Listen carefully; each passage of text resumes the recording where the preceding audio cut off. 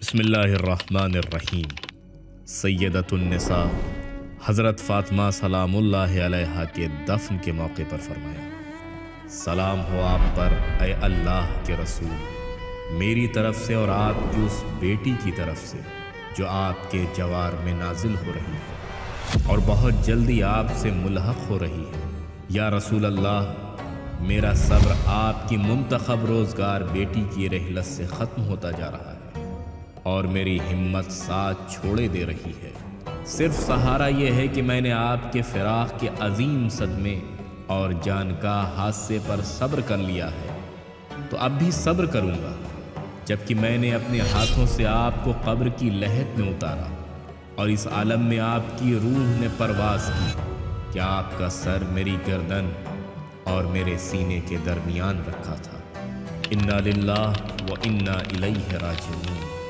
اب یہ امانت پلٹا لی گئی، گروی رکھی ہوئی چیز چھڑا لی گئی، لیکن میرا غم دائمی ہے اور میری راتیں بے خواب رہیں گی، یہاں تک کہ اللہ تعالیٰ مجھے اس گھر تک نہ پہنچا دے جہاں آپ کا قیام ہے۔ وہ وقت آ گیا کہ آپ کی بیٹی خود آپ کو بتائے گی کہ کس طرح آپ کی امت نے ان پر ظلم ڈھانے کے لیے ایکا کلام۔ آپ اس سے مفصل سوال فرمائیں اور جملہ حالات دریافت کریں۔ یہ ساری مصیبتیں ان پر بیت گئیں، حالانکہ آپ کو گزرے ہوئے کچھ زیادہ عرصہ نہیں ہوا تھا اور نہ آپ کے تذکرے سے زبانیں بند ہوئی تھیں۔ میرا سلام ہو آپ دونوں پر، اس شخص کا سلام جو رخصت کرنے والا ہے اور دل تنگ و ملول نہیں ہے۔ اب اگر میں اس قبر کے پاس سے واپس پلٹ جاؤں تو اس لیے نہیں کہ آپ سے میرا دل بھر گیا، اور اگر ٹھہرا رہوں تو اس لیے نہیں کہ میں اس وعدے سے بزن جو اللہ نے صبر کرنے والوں سے کیا۔ السلام عليك يا رسول الله عني وعن ابنتك النازلة في جوارك والسريعة اللحاق بك.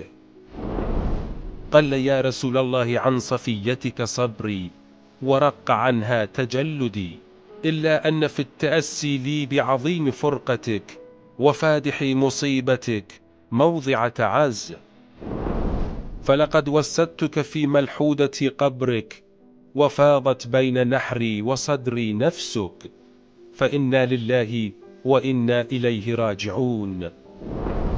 فلقد استرجعت الوديعة وأخذت الرهينة، أما حزني فسرمد وأما ليلي فمسهد، إلى أن يختار الله لي دارك التي أنت بها مقيم. وستنبئك ابنتك بتضافر أمتك على هضمها، فأحفها السؤال واستخبرها الحال، هذا ولم يطل العهد ولم يخل منك الذكر. والسلام عليكما سلام مودع لا قال ولا سئم، فإن أنصرف فلا عن ملالة، وإن أقم فلا عن سوء ظن بما وعد الله الصابرين.